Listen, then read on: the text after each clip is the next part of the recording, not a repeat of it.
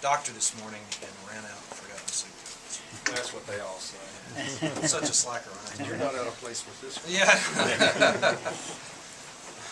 Joe, I'm the laundry dresser, Joe. Thanks for being here. Brief statement, take any questions that you have. I just wanted to say that after much prayerful consideration with my wife and with my family, I went ahead and as I said I would, filed my papers for re-election as Attorney General of the Commonwealth of Kentucky. It's been the great honor of my life, really, outside of my family, the great honor of my life to be the 49th Attorney General of Kentucky. I think that there's much to recommend our re-election, and there's still much to do. When you look at what we have accomplished over the last 3 years, despite about 30% in budget cuts, I'm very proud of that record. Despite 30% budget cut, we created a cybercrimes unit that has taken, and we're getting close to the figure of 200,000 child porn images off of the internet. We've been recognized by national groups as bringing Kentucky farther in the area of cyber safety and dealing with digital and computer forensic evidence in just about any state in the country. So I'm very proud of that. I'm proud of the fact that Medicaid fraud collections are up over 600% since I became Attorney General. I'm proud of the way the Civil Division has been run and the increased collections we've had out of the Civil Division. I'm proud of the way we've stood up for consumers who have been scammed. I'm proud of creating the state's first prescription pill task force. I'm proud of the bipartisan work I've done with Hal Rogers and Operation Unite on the issue of prescription pills.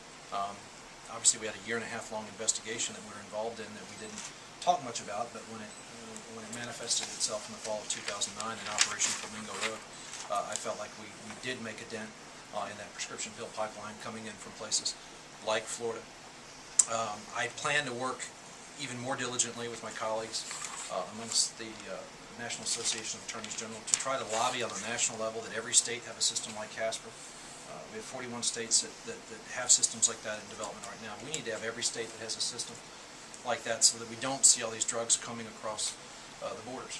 When I say there's much still to do, I plan to be involved in a statewide discussion about what we do regarding the proliferation of meth labs. I will be making some statements on that in the coming weeks. Obviously the AG and my Drug Investigations Branch, we don't have the hazardous materials training, or we don't have the wherewithal to bust the meth labs ourselves, but as the Chief Law Enforcement Officer I need to be involved in the conversation. I plan to be in the coming weeks. We still have a lot of work to do on the prescription pill issue that I outlined for you, and also I think I'll be saying some things in the coming weeks about obviously the Medicaid managed care situation in the Jefferson County region.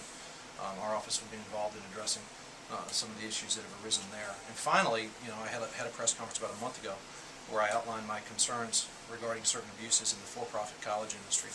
You're going to see me remain committed to that issue, take hold of that issue. I think I've already assumed the top leadership position amongst the AGs nationally on this issue. We're going to have members of the Senate Education Committee come in and brief all the AGs on this issue in Washington, D.C. in March. And I'm determined to make certain that the students in the Commonwealth and perhaps across the nation are not victimized by unscrupulous abuses within the for-profit college industry. So there's a lot still to do. I filed my papers. Obviously, I said ever since November that I plan to seek re-election. I did obviously have a discussion with my wife. I did discuss the issue with my family. I did give some consideration to whether or not I had enough gas in the tank after November to run again for re-election as Attorney General. I think, as you all know, my wife and I are expecting our second child June the 30th.